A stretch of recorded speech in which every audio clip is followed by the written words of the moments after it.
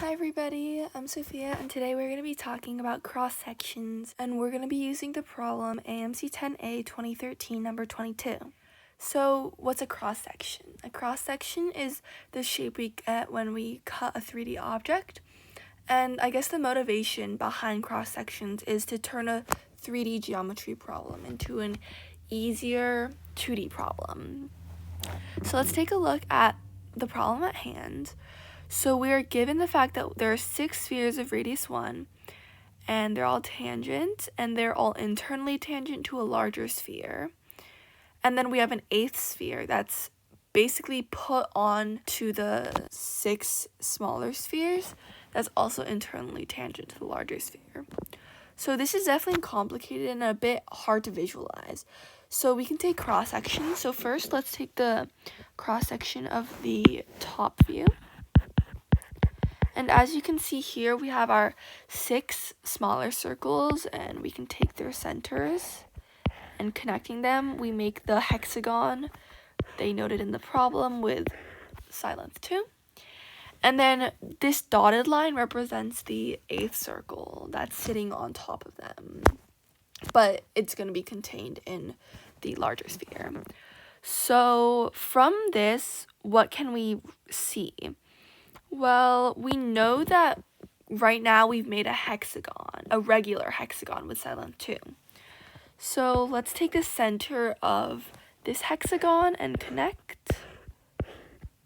Okay, this was definitely not a perfectly drawn hexagon, but we know that hexagons form 6 equilateral triangles, and this is only for regular hexagons, and this is a regular hexagon.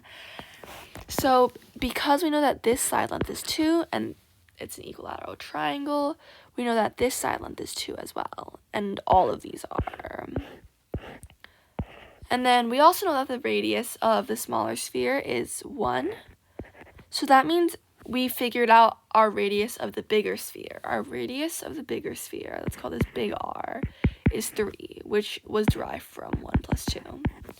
Okay, moving on, let's look at the cross-section of the side view. And so here we can more clearly see our little ring of circles, and then the bigger circle that's sitting on top of it, which is our 8th circle. So similarly to what we already did, we're going to be looking at a lot of centers. So let's just call the radius of this small r. And then let's make some centers, and let's connect these. So when we connect these 2 centers, what do we notice? We notice that, well, we know that this length is 1, and we know that this length is r, as we've established. So that means this total length is 1 plus r. Next, we connect these 2 centers, and we realize this is 2, because this is 1, and this is 1, and that makes 2. And then lastly, we connect this, and this one's a little bit trickier to realize because the problem with this is that the drawing's a little weird, but the circle, the 8th circle, isn't sitting directly on top of the smaller circle, so we can't just do 1 plus r.